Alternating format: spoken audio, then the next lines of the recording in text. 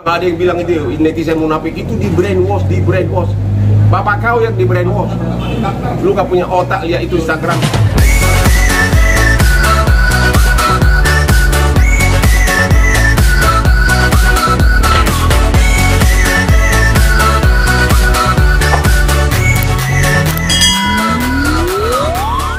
Saya belum jadi pengacaranya si Aden.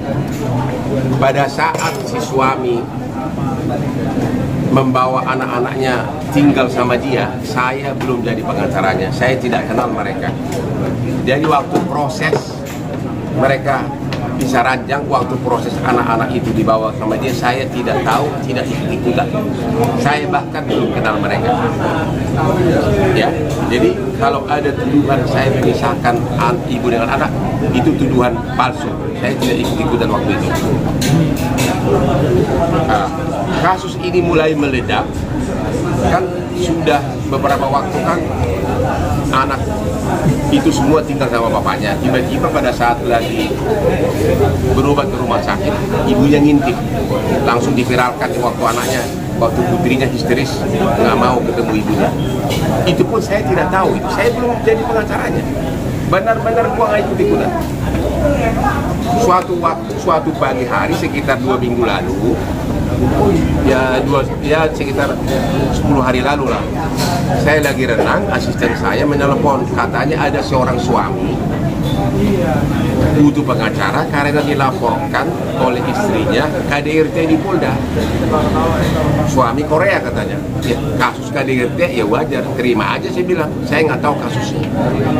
Iya kan? Ya udah, saya renang lagi.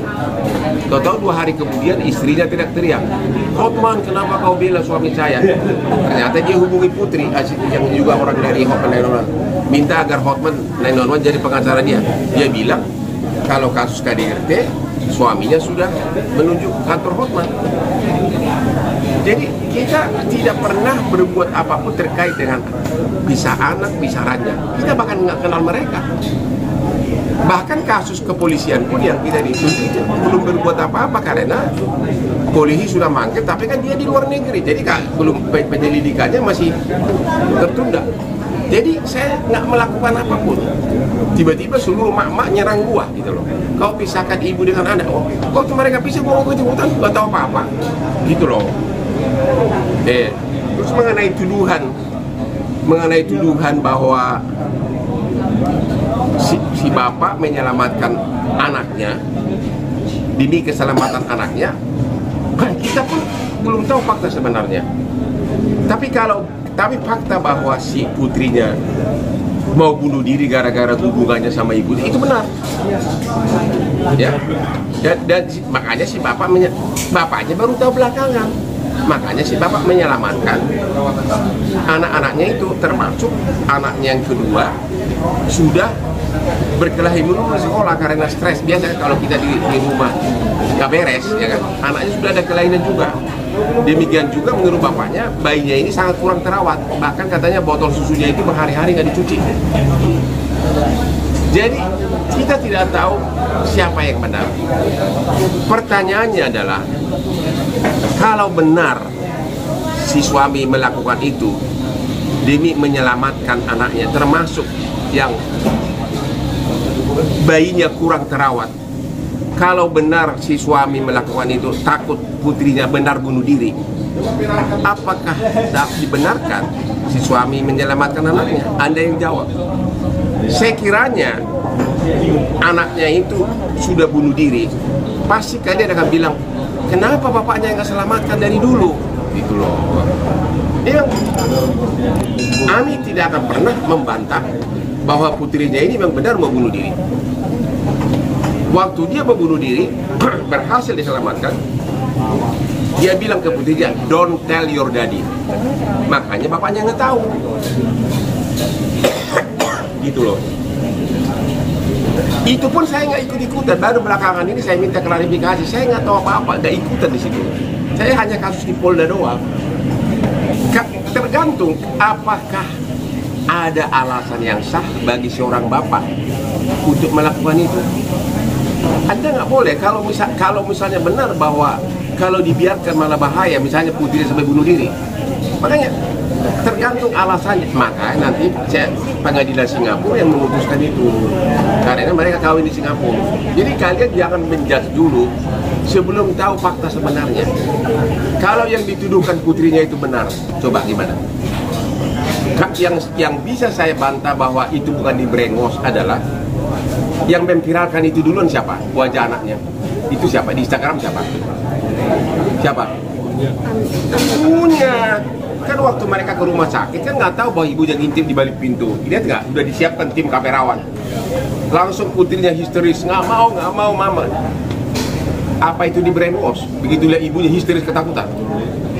Dan yang memviralkan dulu wajah anaknya siapa? Ibunya, Instagramnya, di mana-mana. Dan viral itu kan. Itu loh, jadi ada yang mengatakan, kenapa Richard Lee? Munafik lu semua, lo main tuduh aja lo. Apa alasan karena asuransi mungkin? Saya nggak tahu, kita nggak tahu. Tapi yang jelas, kalau anaknya meninggal, ibunya akan dapat setengah dari uang asuransi, setengah bapaknya. Total uang asuransinya $4 juta keluarga itu. Ya kita nggak tahu. Makanya kita nggak bisa menduga-duga. Ya, kalau putrinya meninggal, ibunya akan dapat duit dari asuransi. Fakta bahwa putrinya mau bunuh diri, itu nggak dibuat-buat, itu benar. Kalau itu benar, gimana pendapat saudara? Apa harus kalian nunggu istri putrinya mati dulu baru kalian bilang, kenapa bapaknya nggak menyelamatkan dari sekarang? Lihat nggak waktu kejadian di video itu, waktu ibunya datang ke rumah sakit, benar-benar putrinya itu. Ada yang bilang itu netizen munafik, itu di brainwash. Bapak kau yang di brainwash. Lu gak punya otak, lihat itu Instagram. Kalau otak kau di brainwash, ya itu tidak maju-maju. Makanya nyinyir melulu lo. Jadi orang yang mengatakan bahwa putrinya itu di brainwash pada saat di rumah sakit begitu histeris ketahuan ibunya, lu yang di brainwash sehingga lu gak maju sampai sekarang, gak sukses sampai sekarang gaji lu masih UMR. Ada jutaan kasus kayak gini, apa yang malu sih? Udah deh, jangan usah ngomong deh.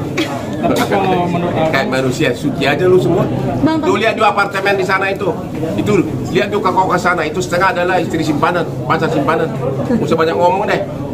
Lu yang mak yang sok, lu yakin kan suami lu nggak nyimpan pacar? Jangan terlalu dibesar-besarkan lah. Orang mereka udah bisa ranjang, mau gimana sih? Ya, kayak Indonesia manusia paling bersih aja semuanya, nggak usah terlalu besar-besarkan lah. Itu tuh hampir setengah apartemen di seluruh Jakarta itu isinya adalah pacar simpanan. Lu juga kalau lu ada duit, lu pasti, lu lihat cantik kan? Lihat dulu mata lu, lihat dulu, lu pasti suka lo. Sekarang lu terpaksa lah, udah deh, istri aja dulu deh. Soalnya nggak cukup. Nggak tahu detailnya, saya udah bilang saya bukan pengacaranya soal itu, jangan tanya itu. Soal benar apakah mabuk, gua nggak tahu. Soal benar kenapa diambil, saya nggak tahu. Soal benar kapan diambil, saya nggak ikutan. Saya belum jadi pengacaranya. Mereka bicaranya, saya belum jadi pengacaranya. Saya hanya pengacaranya waktu kasus di Polda, KDRT katanya. Tapi KDRT tidak ada, dicek di Polda bukan KDRT fisik, KDRT fisikis. Dan prosesnya pun belum berlanjut gara-gara suaminya di luar negeri. Jadi saya belum melakukan apapun. Disuruh saya mengembalikan putrinya, gua nggak tahu. Yang gua nggak ikut waktu itu, gua bukan pengacaranya bidang itu. Nama aku terlalu terkenal sehingga terlalu banyak bantu orang susah. Jadi jangan kenapa kali ini saya membela orang katanya terzolimi. Intinya begini, kalau benar bahwa bapak menyelamatkan nyawa anak-anaknya, apakah dibenarkan seorang bapak melakukan itu? Kalau benar ya, itu aja kuncinya. Soal mau bunuh diri itu bukan brainwash, itu fakta. Kalau sampai seorang anak mau bunuh diri gara-gara hubungannya yang sama ibunya yang sangat rusak, gimana coba? Berarti keadaan rumah tangga itu udah parah banget. Coba bini lu sedikit nyeleweng aja udah kau cerain kali lo. Lulunya munafik lu semua di Indonesia lu. Berarti Bang, kalau secara garis besar mungkin menurut versi Abang sifat Tisa Erni itu seperti apa sih? Sifat Tisa Erni, bukan maksudnya sifat Ami itu seperti apa sih Bang? Saya nggak tahu, mana gua tahu. Gua nggak tahu sifat Ami, gua nggak ikut-ikutan. Yang jelas asli gua jauh lebih cantik dari dia, udah. Tapi komunikasi lancar Bang sama Aden itu? Iya, saya kan pengacaranya di Polda. Saya suka, dia telepon saya tahu dia di Malaysia. Saya nggak tahu di mana di Malaysia. Hanya terkait dirancangkan kasus Polda gimana, saya bilang belum ada panggilan kecuali kalau kau datang ke sini. Saya nggak ikutan apapun kasus karena mereka bisa itu sudah lama sebelum aku ditunjuk untuk yang di Polda. Gua nggak ikutan apapun. Nggak tahu mereka kapan bisa rancang, nggak tahu dia apakah ada hubungan dengan artis, nggak tahu apakah dia mabuk, gua nggak tahu apakah benar anaknya itu semua terlantar. Ada yang bilang botol bayinya itu nggak pernah dicuci, anaknya jadi berkelahi di sekolah, putrinya sampai mau bunuh diri. Gua nggak tahu fakta sebenarnya dan aku belum ditunjuk soal itu. Makanya sebelum kalian manusia munafik menuduh aku, cek dulu, introspeksi dulu dirimu. Jangan terlalu membesar-besarkan selingkuh, karena kemungkinan besar suami kamu pun selingkuh. Di Indonesia tingkat perselingkuhan paling tinggi di Indonesia dan Malaysia. Sugar daddy paling banyak itu di Malaysia dan di Indonesia. Cek dulu hati suami kamu gimana, jangan terlalu menuduh. Nanti kalau anak kamu kena narkoba, pasti kamu mencari pengacara untuk bela anak kamu. Jadi jangan salahkan pengacara. Sekali lagi, saya tidak ikutan waktu mereka pisah, saya tidak ikutan, belum kenal mereka waktu anaknya dibawa oleh suaminya. I have nothing to do with that. Oke, selesai. Tai kau apa lagi? Bodoh amat ya. Udah deh. Begitu. Kata-kata tai dibuang ya kawan. Ini udah bodo amat bang, masih aja bang ada yang. Sorry ya, kata-kata tai dibuang ya. Itu bercanda tadi. Ya, berarti ada ini bang. Bodoh amat ya omongan netizen yang bilang Hotman salah di pihak yang salah lah seperti itu. Emang sekarang saya mau tanya, ada ribuan kasus narkoba yang sudah divonis. Ada berapa ribu pengacara? Ada ribuan perkara korupsi, ada ribuan perkara pembunuhan. Kita nggak tahu siapa yang salah. Bahkan orang yang salah itu pun kadarnya beda-beda. Orang membela pembunuhan karena ada pembunuhan berencana, hukumannya hukuman mati. Pembunuhan biasa, hukumannya 20 tahun beda. Jadi pengacara itu diciptakan bukan untuk membela orang yang pengacara itu diciptakan untuk membela orang bermasalah hukum. Soal benar tidaknya pengadilan yang ada katanya, kenapa jaksa selalu menyalahkan? Ya tanya dong, jaksa kenapa selalu menyalahkan? Nggak pernah, hampir nggak ada jaksa mengatakan membebaskan. Ini sendiri bang malah diserangnya sama pengacara juga bang Tunang bang. Kalau pengacara itu banyak pansos sama aku sekarang ini. Mereka begitu ada kasus yang gini, coba mau nebeng populer. Makanya pengacara yang naik pansos, ya udah nontonlah tiap hari media, nontonlah Hotman terus sampai kalian terus-terusan amati saya sampai kalian menemukan kegagalan gua, kesalahan aku. Disitulah kalian nimbrung. Pada saat aku tidak ada, pada saat aku benar-benar mulus, kalian diam aja sama iri. Tapi begitu ada kasus begini berlomba-lomba, kapan nih Hotman salah? Jadi sebenarnya kalian pengacara itu sahabat saya, karena kalian adalah pengacara yang selalu mengikuti saya terus-menerus, mengamati, dan Anda selalu berdoa, kapan Hotman ini melakukan kesalahan? Kapan kesuksesannya bisa saya gantikan? Kapan dia bisa hebat begitu? Ya Anda berdoalah ya. Tentu kapan saya jatuh hanya Tuhan yang tahu, karena memang saya tidak berbuat salah. Tapi Anda adalah salah satu orang yang paling mengamati kelakuanku, karena kalian mengamati kapan Hotman salah biar kita viralkan agar Anda masuk TV lagi. Tapi ingat, aku sudah terlalu, kesuksesan aku dengan Anda sudah kayak ini.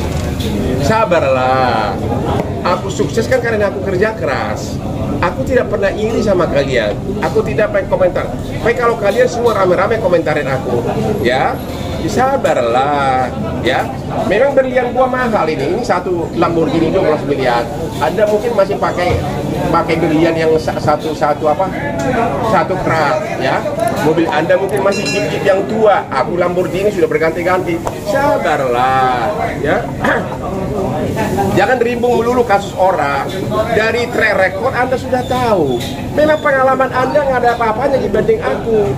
Saya 40 tahun di dunia internasional. Ada mungkin daerah Ciliung sama di dekat Tanah Abang. Ya.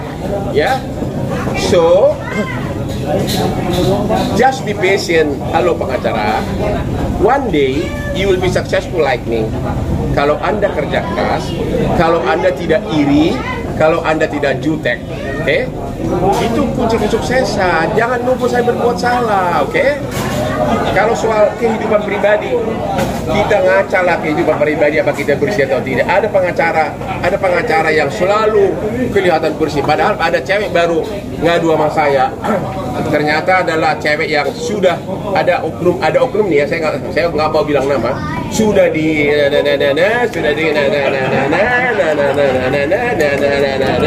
tahu nggak dikawinin, tapi tiap hari dia rajin beragama bukan main. Kalau gua kan selalu bilang hanya satu istri saya, tapi nakal dikit boleh karena laki-laki pada dasarnya nakal.